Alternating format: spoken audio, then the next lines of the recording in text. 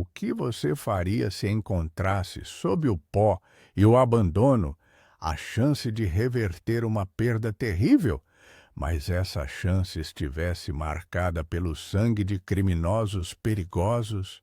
A jovem viúva Isabela estava destinada a uma vida de simplicidade e luto, mas a velha escola, no coração da mata, que ela comprou por míseros 50.000 réis, guardava um segredo que mudaria seu destino. Ela teria que escolher entre a salvação silenciosa e a justiça arriscada, enfrentando homens cujo poder vinha da própria terra e do medo. Antes de mergulharmos nos sons da selva e no desespero de Isabela, inscreva-se no canal e ative o sininho, porque o que a professora encontrou por trás da lousa vai chocar você. E a forma como ela usará essa descoberta será digna de uma epopeia. Isabela de Lemos tentava afastar o cheiro de mofo que parecia impregnado nas próprias vigas da casa de pau a pique, uma estrutura abandonada há 10 anos, engolida pela mata atlântica na remota Vila do Cedro. Ela empurrou a porta da sala de aula, que gemeu em um rangido longo e doloroso, como um animal ferido. A luz que passava pelas frestas das venezianas quebradas era fraca, criando um semi-escuridão perpétuo, onde as teias de aranha pareciam feitas de chita desbotada. Isabela, aos 24 anos, vestida com um simples vestido de algodão de cor neutra, sentia o úmido calor do ano de 1856 envolver cada centímetro de sua pele.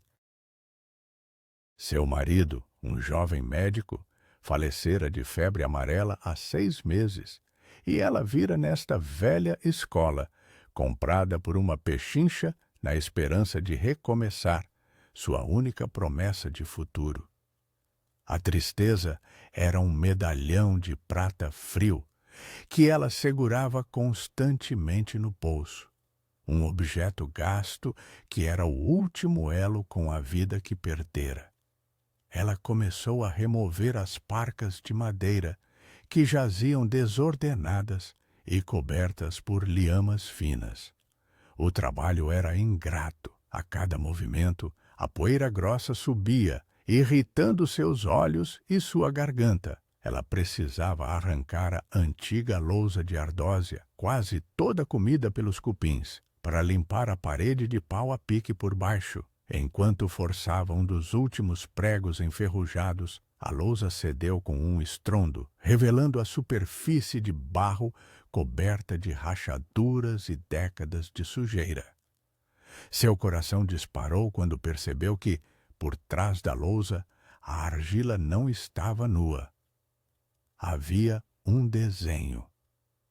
Não era a caligrafia elegante que ela esperava de ex-alunos, mas sim o traço infantil, feito com carvão ou terra escura, protegido do tempo e da chuva pela lousa de ardósia.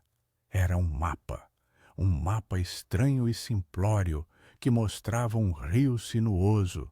Sua forma lembrava curiosamente o padrão gravado em seu medalhão de prata, uma série de pedras em forma de crânio. E, finalmente, um grande X marcado por um objeto que parecia ser uma trouxa de pano. Ao lado do X havia 3 rabiscos distintos, quase como folhas ou garras. A sensação tátil da argila áspera sob seus dedos, contrastando com a linha suave do desenho, a fez tremer. O som do chocalho de um chicote do lado de fora a fez sobressaltar. Ela se recompôs, esfregando o joelho dolorido. A porta se abriu com um solavanco, e na penumbra surgiu um homem jovem, alto, com a pele queimada de sol e cicatrizes finas nas mãos. Era Jesuíno, um antigo aluno da escola, agora um vaqueiro e guia, cuja reputação na vila era a de um rapaz honesto, mas atormentado pelo peso de alguma dívida antiga com o poder local. Ele a tinha procurado na semana anterior, oferecendo-se para ajudar na reforma. Dona Isabela sentiu o cheiro de poeira de longe. Isso está mais sujo que chiqueiro de fazenda, disse ele, tirando o chapéu de couro, e o leve sorriso que ele lhe dirigiu era tão fugaz quanto a luz do sol que entrava.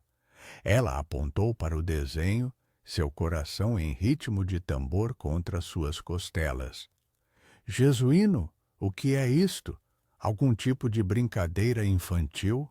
Ele se aproximou, e quando seus olhos pousaram no mapa, seu rosto ficou seco e tenso como o chão do sertão no verão.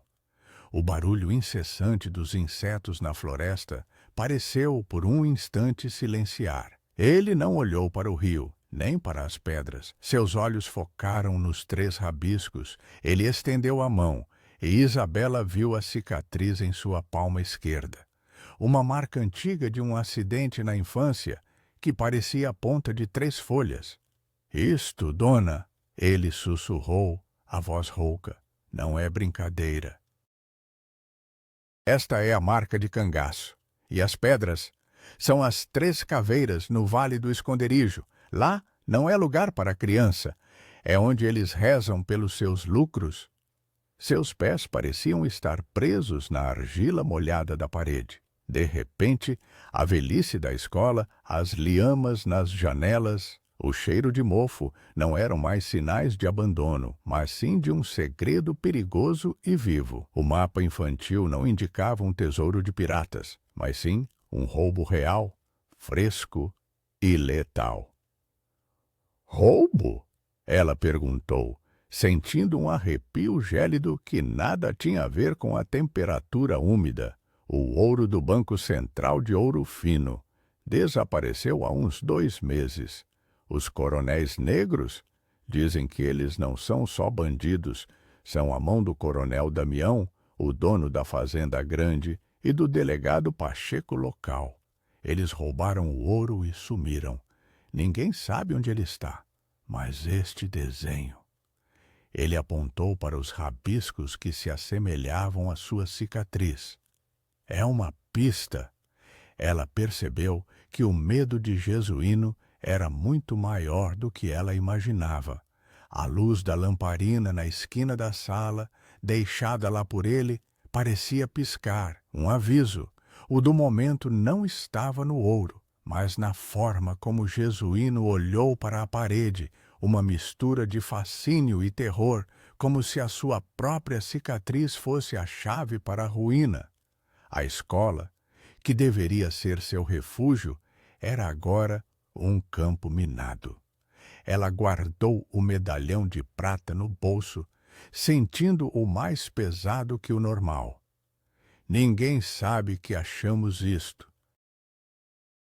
Ninguém, ela afirmou, olhando profundamente nos olhos de Jesuíno, vendo neles a mesma luta entre a justiça e a autoconservação. Jesuíno assentiu, a boca em uma linha tensa. Se o coronel Damião souber que a pista está nesta parede, ele não vai mandar um capataz para nos visitar. Ele virá em pessoa, e não virá sozinho.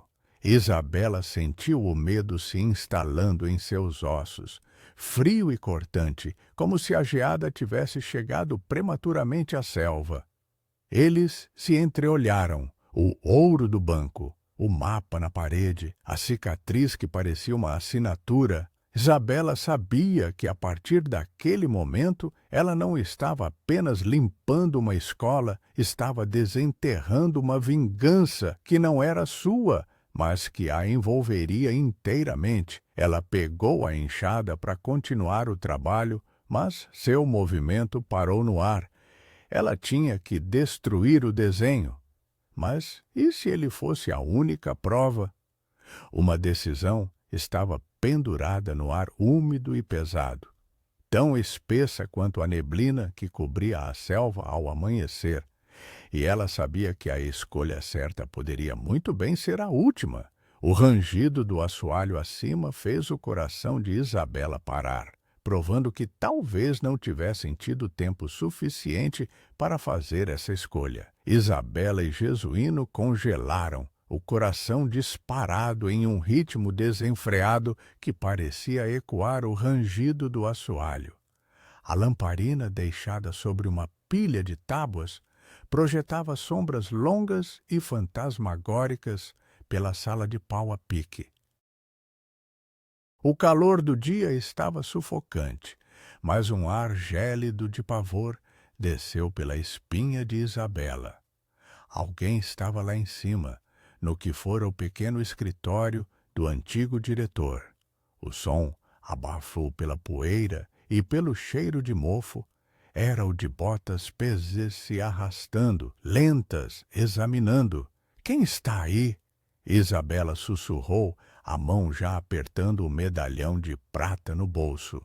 Jesuíno, mais rápido, apagou a lamparina com um sopro rápido e silencioso. A escuridão era quase total, quebrada apenas pela magra luz que vinha das frestas de liamas na parede. Ele puxou Isabela para trás de uma pilha de parcas quebradas, seu corpo tenso como um arco. "É o Zeca, um dos capangas do coronel Damião. Ele deve ter vindo verificar a propriedade de novo, ver se achávamos alguma coisa que não devíamos." "É rotina", Jesuíno sussurrou em seu ouvido, o hálito quente e apressado. "Mas ele nunca foi lá para cima antes. Ele está nos procurando." Zeca desceu os poucos degraus com um passo pesado, cada impacto soando como um tiro no silêncio da escola. O homem parou bem na entrada da sala, e Isabela podia sentir o úmido cheiro de suor, tabaco e cachaça que emanava dele. Por um instante que pareceu durar 10 anos, tudo o que se ouvia era o zumbido incessante dos insetos da selva. Zeca se moveu para a direita e então parou em frente à parede onde a lousa havia caído, exatamente onde estava o mapa. Isabela sentiu o pânico subindo em sua garganta, um sabor metálico e amargo. Se Zeca visse o desenho... "Quem está aí?" A voz de Zeca era áspera, lenta, cheia de ameaça contida. Jesuíno, ainda na escuridão, soltou um guincho agudo e fino, imitando perfeitamente um gato do mato assustado. Zeca praguejou. "Malditos bichos!" ele murmurou, e o som de uma coronhada seca atingiu a parede.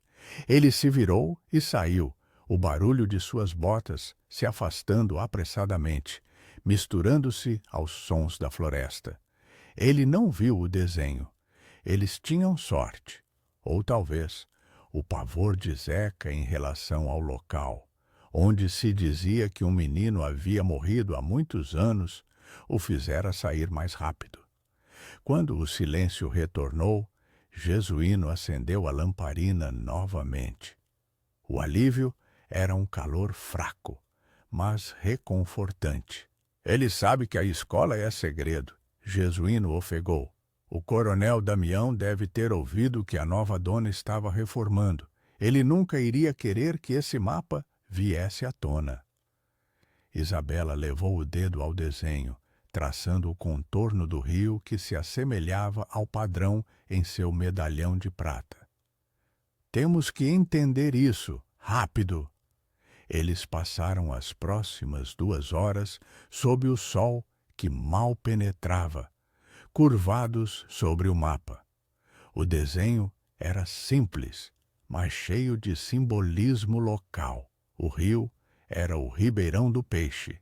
As 3 caveiras eram formações rochosas a 3 dias de viagem no sertão, mas o X, o que marcava o ponto exato do tesouro? Jesuíno estava olhando para o medalhão de prata de Isabela que ela inconscientemente segurava. A forma do seu medalhão, aquele padrão em espiral, é um marco, dona. É a curva que o ribeirão faz perto das Três Caveiras, onde o terreno muda de mata para a rocha pura. Ele parou. O símbolo das três folhas ao lado do X. Aquela marca, ela é idêntica à minha cicatriz. Isabela olhou para a palma da mão de Jesuíno. A cicatriz, resultado de um corte profundo na infância, enquanto brincava por ali, era de fato peculiar. Por que um ladrão faria a marca de uma cicatriz de criança? Jesuíno balançou a cabeça, o desespero em seus olhos. Não foi um ladrão, foi o menino. O antigo filho do capataz que costumava trabalhar para o coronel Damião. Ele morreu aqui. Dizem que ele viu o ouro ser escondido e fez o desenho para a mãe. O coronel o matou, temendo que ele falasse. Os bandidos acham que o mapa foi destruído, mas este menino, antes de morrer, rezou para que alguém o encontrasse. Isto é a sua promessa de justiça. O estava no número escrito em algarismos romanos ao lado das pedras. E o que significam esses números? Isabela apontou para o que estava escrito ao lado das pedras. IVV155, 155, não pode ser. Não, dona, no modo antigo de contar, para a família do coronel, isso significa algo mais. 155, um ponto de referência na fazenda dele. É o número do galpão de secagem, o único que tem 5 vigas no telhado e 5 degraus na entrada. Jesuíno explicou, seus olhos estreitando-se. Este não é o local do ouro, é o local onde eles planejaram o roubo. E o segredo disso é que o coronel não está atrás do ouro, ele está atrás da prova. A prova do segredo está no galpão, não no sertão. Eles tinham que agir rápido. Se o coronel Damião soubesse que alguém estava perto, a vila inteira seria varrida. A vingança do coronel seria terrível. O mapa era uma isca, mas a chave estava em outro lugar. Vamos lá, disse Isabela, sentindo o calor do medalhão de prata que segurava com força. Se a pista do mapa leva ao galpão de seu chefe, talvez lá tenha algo que prove que ele está por trás disso. Precisamos de justiça, Jesuíno, não pelo ouro, pelo menino. É loucura, ele disse, mas já estava pegando sua velha garrucha, que ele mantinha escondida sob as parcas. Se formos pegos na fazenda do coronel, ele nos pendura sem sequer fazer uma promessa. Isabela, com sua determinação de viúva jovem e inexperiente, mas cheia de fogo, pegou um pedaço de chita desbotada e o encharcou em água para limpar o desenho. Ela tinha que protegê-lo, ela tinha que usá-lo. O desespero era grande, mas a ameaça de Zeca fez com que a coragem se instalasse. Ao saírem, a escola parecia observá-los, um navio velho e úmido prestes a afundar. A ideia de que aquele mapa inocente de criança era a chave para a ruína do homem mais poderoso da região era quase insuportável. Mas o que eles não sabiam é que Zeca, ao sair, havia deixado uma pequena marca na parede oposta, um sinal discreto. Ele havia visto mais do que fingiu. A caminhada até a fazenda grande do coronel Damião foi feita sob o manto sufocante da noite, onde o úmido cheiro de terra molhada e a folhagem espessa criavam um mundo claustrofóbico de escuridão quase total. A cada passo, Isabela sentia os sapatos de couro macio atolando na lama, resultado das chuvas da tarde. Jesuíno ia à frente, movendo-se com a familiaridade de quem conhecia cada raiz e cada obstáculo do sertão. Ela apertava o medalhão de prata contra o peito. uma âncora fria em meio à aventura febril. "Temos que ser rápidos, dona", Jesuíno sussurrou, sua voz baixa quase engolida pelos sons noturnos da mata, um coro incessante de sapos e grilos. "Os capangas dormem no celeiro, mas o coronel costuma ficar até tarde com o delegado Pacheco na casa principal, jogando truco." Eles chegaram à cerca da vasta fazenda. A casa principal era uma construção imponente, iluminada por lamparinas que jogavam um brilho amarelo alaranjado sobre a varanda. O galpão de secagem, o 155 do mapa, ficava nos fundos, uma silhueta escura e alongada, estranhamente silenciosa. O cheiro de mofo da escola havia sido substituído pelo ar pesado de gado e feno seco. Jesuíno apontou para o galpão. 5 degraus na frente, 5 vigas no telhado. É ele! Eles se esgueiraram pela lateral, aproveitando a sombra espessa dos coqueiros e a poeira levantada por um rebanho recente. O rangido de um portão distante fez Isabela se encolher, mas Jesuíno a acalmou com um toque rápido no braço.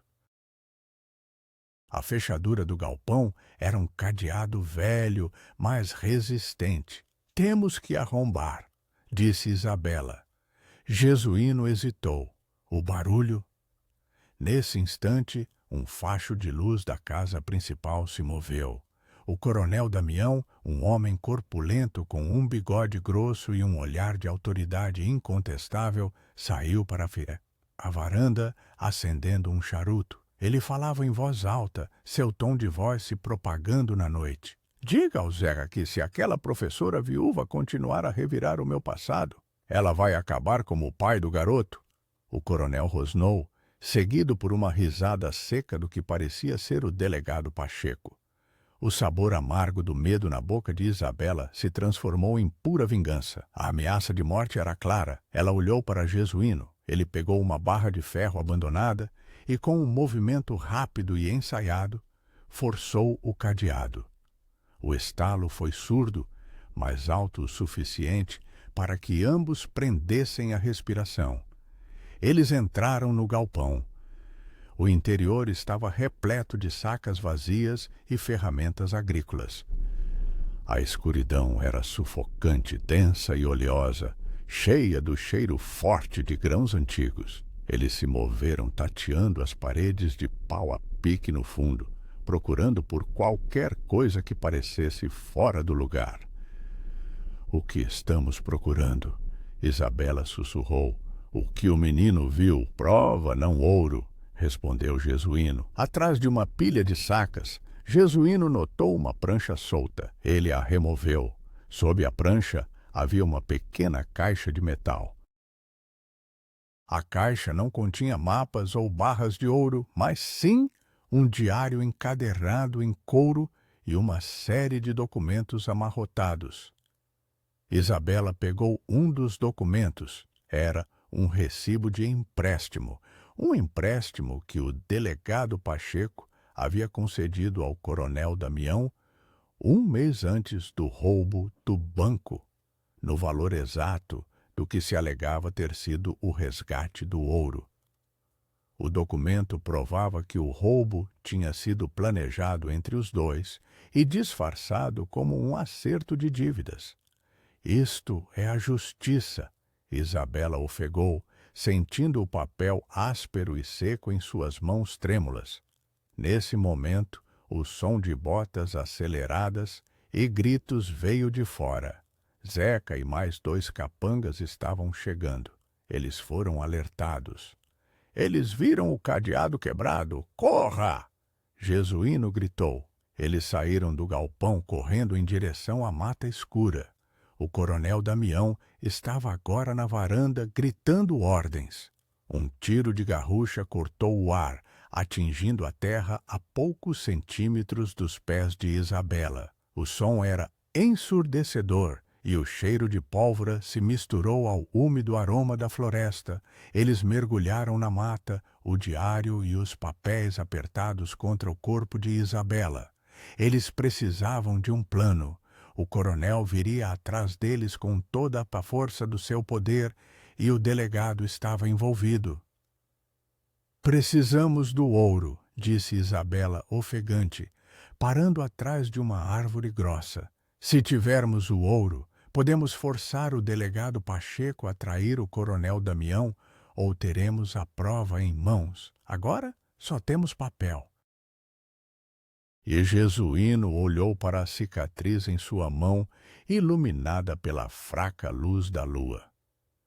O sertão é o único lugar seguro. Eles sabiam que a escola estava comprometida. A única saída era seguir a pista final do mapa infantil, a viagem de 3 dias até as 3 caveiras para encontrar o tesouro, antes que o coronel pudesse alcançá-los. O diário, nas mãos de Isabela, era a promessa da verdade, mas o ouro era a única chance de vingança e milagre que eles tinham.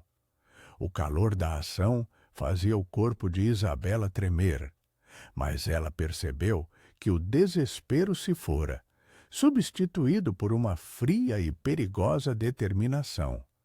A única coisa que a afligia era saber que Zeca, o capanga, talvez tivesse falado com o coronel sobre a viúva bisbilhoteira antes de eles conseguirem fugir, e a menção ao pai do garoto. Ele havia morrido na fazenda grande, não de acidente, mas por causa do segredo. Isabela e Jesuíno seguiram em direção à escuridão da mata, sabendo que a caçada havia começado.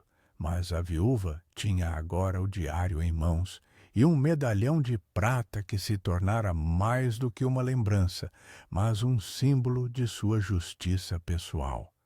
O rastro de fogo na mata provava que o coronel estava disposto a incendiar tudo para recuperar o que era dele. A jornada pelo sertão era brutal. O calor seco do dia seguinte atingiu-os com a força de um soco. A vegetação densa da mata deu lugar a arbustos espinhosos e um chão rachado pela ausência de chuva. Isabela sentia a poeira fina cobrir seus lábios e grudar em seu pescoço, o que fazia sua sede parecer insuportável. Eles se moviam rapidamente, guiados pela intuição de Jesuíno e pelas marcas esmaecidas do mapa. O medalhão de prata agora pendia em seu pescoço, quente do sol, um peso constante que a lembrava de sua missão. Jesuíno parecia tenso, mas focado. Sua familiaridade com a região, no entanto, não aplacava o desespero de Isabela.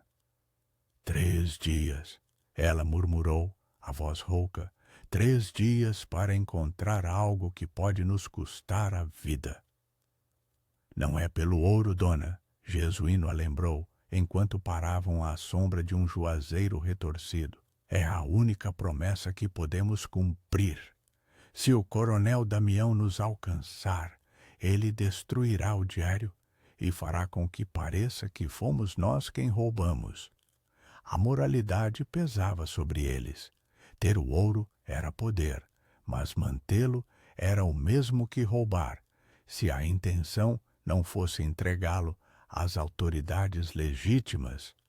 Mas como entregar o ouro à justiça se o próprio delegado Pacheco era parte do esquema? Eles encontraram o Ribeirão do Peixe, a forma sinuosa do rio, no ponto onde a mata se abria para a formação de rochas, era inconfundível.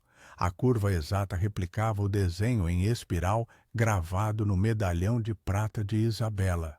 Ela sentiu uma pontada de reconhecimento, um arrepio que não vinha do frio. Seu medalhão era, de fato, a chave para o local. Enquanto caminhavam pela margem do rio, Jesuíno finalmente compartilhou seu fardo. Minha família tem uma dívida antiga com o coronel Damião. É por isso que eu trabalho como guia para ele, e por isso tive que rezar para que ele não tomasse nossa pequena pau a pique. Se o ouro for devolvido, a lei do coronel acaba, mas se eu o trair, ele se vingará em minha mãe. O segredo que Jesuíno guardava era o peso que ele carregava, a lealdade à sua família contra a justiça para um garoto morto. A pele dele, queimada pelo sol, parecia mais seca sob o peso dessa confissão. De repente, Jesuíno parou, levantando a mão. O silêncio foi imediato. O único som era água corrente. "Tem alguém aqui?" Ele sussurrou. O cheiro de fumaça de charuto barato. Zé. Eles tinham que evitar o confronto. O coronel estava à espreita. O rangido de um galho quebrando à frente confirmou sua presença. Jesuíno sinalizou para que Isabela se escondesse. Eles rastejaram, com a terra áspera e quente sob seus joelhos, em direção a um aglomerado de pedras. Eles tinham que atravessar o rio para chegar às Três Caveiras. A ponte natural que existia ali era uma velha e precária estrutura de troncos, apodrecida e coberta de geada de um inverno passado. Quando eles começaram a travessia, o capanga Zeca apareceu do outro lado. Ele os tinha encurralado. Ora, ora, a viúva curiosa e o garoto traidor. O coronel vai gostar de ter o diário de volta, dona. Zeca sacou uma faca grande e suja. O coração de Isabela pulou em seu peito, mas ela manteve o foco. Ela tinha que criar uma distração. Ela arremessou o único objeto de valor que tinha, uma lamparina de metal que carregava para emergências, em direção à cabeça de Zeca. O objeto atingiu uma pedra próxima com um estrondo e o fogo se espalhou na grama seca ao redor.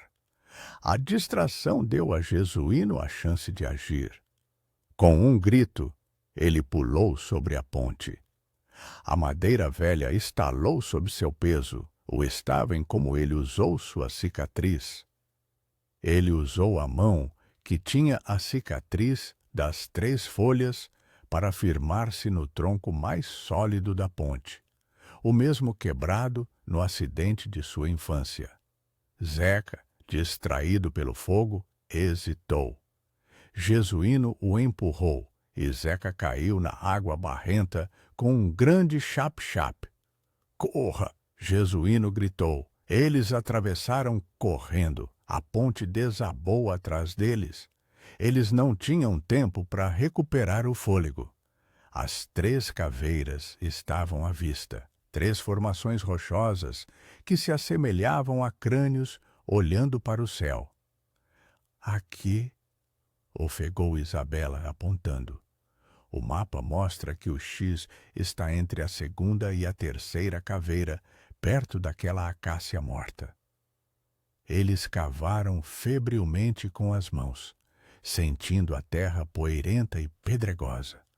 O cansaço era imenso, mas a adrenalina e a urgência os impulsionavam. Depois de alguns minutos, a pá de Jesuíno bateu em metal. Lá estava. Uma caixa de ferro pesada e enferrujada, o ouro do banco, vários lingotes grandes, marcados com o selo do Banco de Ouro Fino. O segredo estava agora nas mãos da viúva e do ex-aluno. O sabor da vitória era breve. No topo da formação rochosa apareceu a silhueta inconfundível do coronel Damião, com uma espingarda de cano duplo em punho. Ele não estava sozinho. O delegado Pacheco estava ao seu lado. "Vocês fizeram a parte mais difícil para mim, crianças", disse o coronel, a voz ecoando com a arrogância de quem detinha o poder absoluto. Isabela sentiu o frio metal do medalhão de prata contra o calor do seu pescoço. Eles tinham a prova e o ouro, mas estavam encurralados. O coronel Damião riu, um som seco e cruel. Agora me entreguem a caixa e o diário, e eu prometo que a morte de vocês será rápida. Se rezarem agora, talvez tenham um milagre. Eles não podiam fugir. Isabela olhou para Jesuíno. Eles tinham que usar a única coisa que o coronel queria, o segredo da escola, contra ele. Eles tinham que levá-lo de volta ao único lugar que ele achava que estava seguro, a velha escola. A vida deles dependia da vingança do garoto morto, e eles teriam que forçar o coronel a seguir o mapa de volta para onde tudo começou. O sol do meio-dia fritava as 3 caveiras, aumentando o cheiro de pólvora e charuto que vinha do topo das rochas.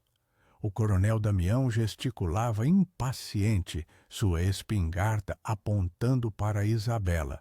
O delegado Pacheco sorria, um sorriso que era a própria personificação da corrupção e do desespero do poder. "O ouro não vai sair daqui, coronel", Isabela declarou, levantando um lingote de ouro. O peso do metal frio e a sujeira em suas mãos lhe davam uma coragem seca e inesperada. "Ele fica aqui até que eu tenha uma promessa de justiça. Deixe Jesuíno e sua família em paz. Ele pode ter o ouro e nós levamos apenas o diário." O coronel riu, um som áspero que ecoou entre as rochas. "Você está negociando com a morte, viúva. O diário prova que eu e o delegado roubamos. A vingança não vale sua vida." "Não é vingança, é justiça pelo garoto morto", retrucou Isabela, lembrando-se da cicatriz de 3 folhas de Jesuíno e da marca no mapa. "Nós conhecemos o segredo da escola. Vocês acham que o mapa infantil era sobre este ouro, mas é uma armadilha. A pista real está no local que o garoto usou como esconderijo antes de desenhar. Se você nos matar aqui, nunca o encontrará." O coronel Damião hesitou. O medo de perder o segredo era visível em seus olhos. Ele queria a prova, o diário. E tinha que ter certeza de que não havia outras cópias do mapa. A velha escola era o ponto fraco. "Vocês estão blefando", disse o delegado Pacheco, apertando o punho. Jesuíno interveio, mostrando a cicatriz na mão. "A marca não é das 3 caveiras, é do local onde o mapa foi desenhado. Há outra pista crucial lá, coronel, e só Dona Isabela sabe como decifrá-la." O coronel ponderou por um longo minuto, o cheiro de pólvora e charuto ficando mais forte. Ele precisava do diário e de qualquer outro mapa. Ele não podia arriscar que Isabela tivesse deixado uma cópia com alguém em Vila do Cedro. "Feito. Levem-nos de volta à escola. Entreguem a pista e o diário.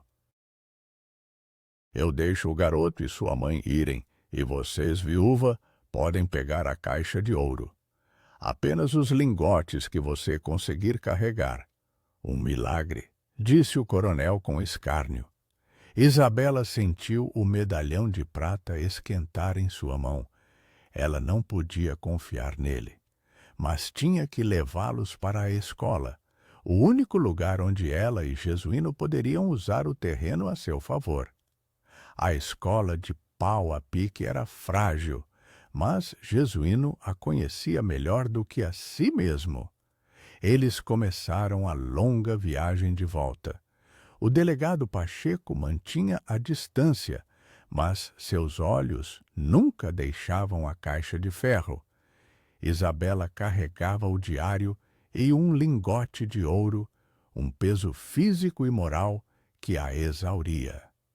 Quando chegaram aos arredores da Vila do Cedro, a escola surgiu como uma sombra na penumbra da tarde. O rangido melancólico dos galhos de liamas na estrutura úmida parecia um presságio. Isabela entrou primeiro na sala de aula. O cheiro de mofo era avassalador. O coronel Damião e o delegado Pacheco entraram logo atrás, com os capangas guardando a porta. "Onde está a pista?" O coronel rosnou, o cano da espingarda apontando para o desenho de carvão na parede. "Aqui", disse Isabela, pegando o medalhão de prata do pescoço. "O padrão do rio não é a curva real, é a forma que a água escoa sobre a fundação danificada da escola, onde o menino costumava se esconder. Ele escondeu algo aqui." Ela se ajoelhou e apontou para o assoalho, exatamente onde o delegado Pacheco estava.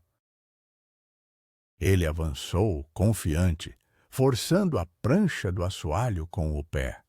Enquanto ele estava distraído, Jesuíno agiu.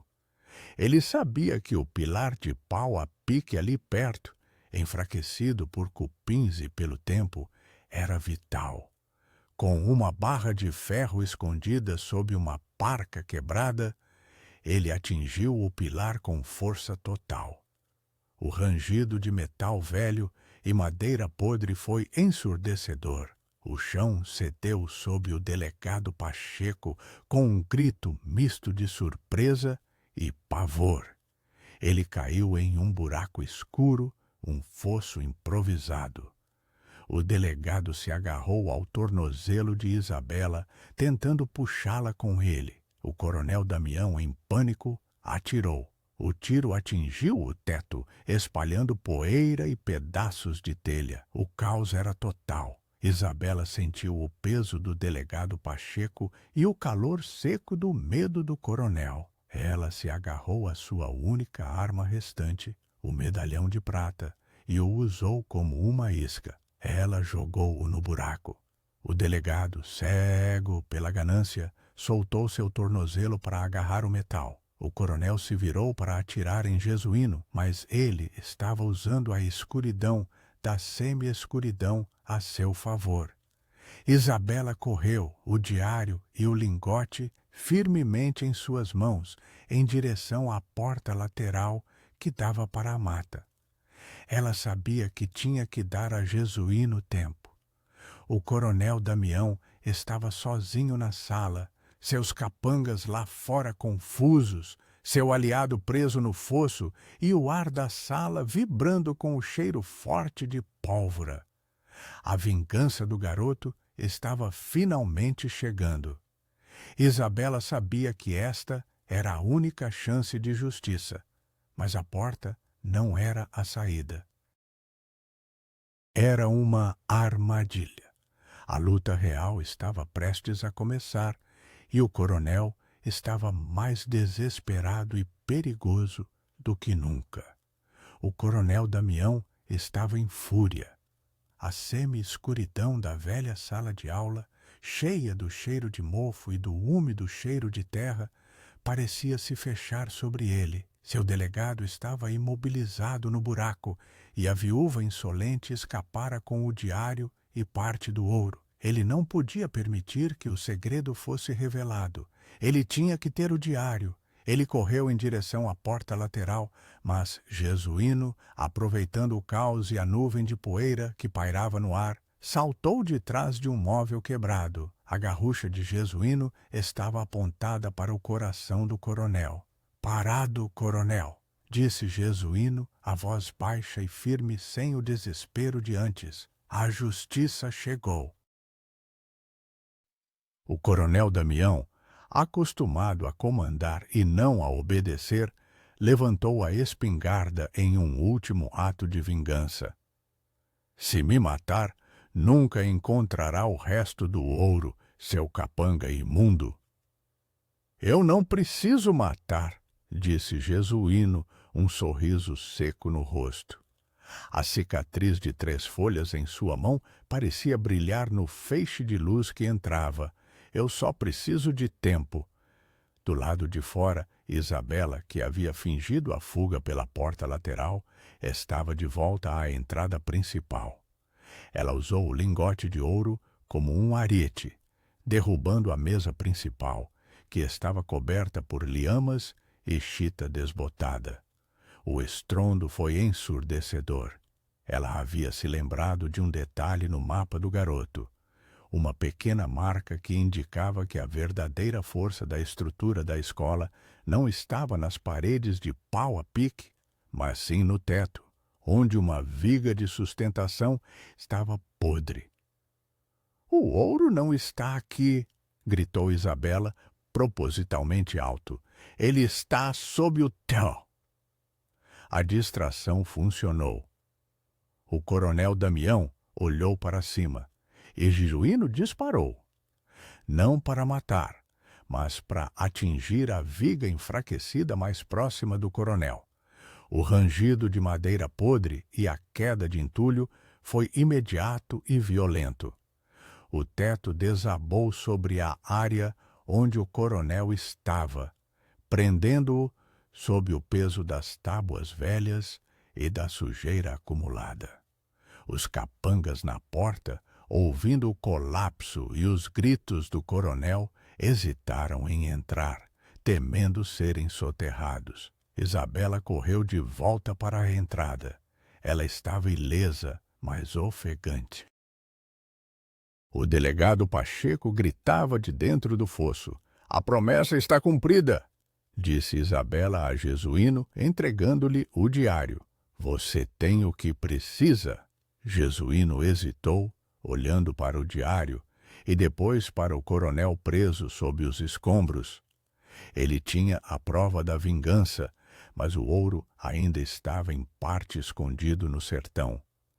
A justiça só seria completa se o delegado Pacheco, agora encurralado, fosse forçado a revelar a localização exata do resto do tesouro. Isabela, com uma fria determinação de viúva que havia perdido tudo, olhou para o buraco. "Delegado, seu aliado está preso. O diário prova que você agiu com ele. O medalhão de prata que você pegou do chão", ela disse, apontando para o fosso onde o objeto brilhava fracamente. "Tem a forma exata da curva do rio que leva ao resto do ouro." O delegado Pacheco, no desespero, agarrou o medalhão de prata e o levantou, gritando: "É a pista! Está aqui! Mas há uma marca na parte de trás, um código que só o coronel sabe." Isabela sorriu. Ela sabia que o código era falso, mas a revelação do medalhão, como um marcador de mapa, aterrorizava o delegado o suficiente para que ele traísse o coronel Damião. Ele percebeu que o segredo não estava apenas na escola, mas também em um objeto que Isabela usava à vista de todos. "Eu o levarei ao ouro. Lhe darei a localização, dona", implorou o delegado Pacheco, "se me prometer que eu não serei entregue ao juiz de fora. Fui forçado pelo coronel. É um milagre que eu tenha sobrevivido." Isabela sabia que ele estava mentindo, mas ela viu a oportunidade. Ela não podia confiar no delegado, mas podia usá-lo. O coronel estava derrotado. "Me leve ao juiz honesto de Ouro Preto, delegado. Você tem sua chance de justiça", disse Isabela, fazendo um acordo com o diabo, percebendo que essa era a única maneira de garantir que o ouro voltasse ao banco e que Jesuíno ficasse livre de sua dívida com a Fazenda Grande. No final, a viúva não ficou com o ouro, mas sim com o diário e a promessa de liberdade para Jesuíno. Jesuíno, livre do medo do coronel, usou o diário para provar a dívida quitada de sua família e a culpa dos criminosos. O delegado Pacheco, levado sob custódia, acabou revelando a localização do restante do ouro, temendo a vingança do coronel e as consequências de sua traição. O medalhão de prata de Isabela, que continha a forma do rio, era agora um símbolo de sua coragem e justiça pessoal. A viúva jovem, com as mãos cheias de poeira e a alma cheia de paz, viu a velha escola de pau a pique ser reconstruída, não como um monumento ao segredo e ao roubo, mas como um farol de justiça para a Vila do Cedro. Ela olhou para Jesuíno. Ele tinha tirado o chapéu, a cicatriz de 3 folhas em sua mão aberta, como um símbolo de sua nova liberdade. A velha escola, envolta no úmido cheiro da mata, havia se transformado de um lugar de desespero em um lugar de milagre e renovação. A moral desta história é que a verdadeira riqueza não está no ouro, mas na coragem de confrontar a injustiça. Mesmo que você seja apenas uma viúva em um mundo dominado por coronéis. Você acha que Dona Isabela tomou a decisão correta ao negociar com o delegado Pacheco para conseguir a justiça para Jesuíno? Ela deveria ter simplesmente entregado o diário e o ouro à primeira autoridade que encontrou, arriscando a vida do garoto. O que você faria com o medalhão de prata agora que ele se tornou um símbolo de um segredo e um milagre? Deixe seu comentário abaixo e diga-nos sua opinião. E antes de ir, inscreva-se no canal e não perca nossa próxima história de suspense no sertão.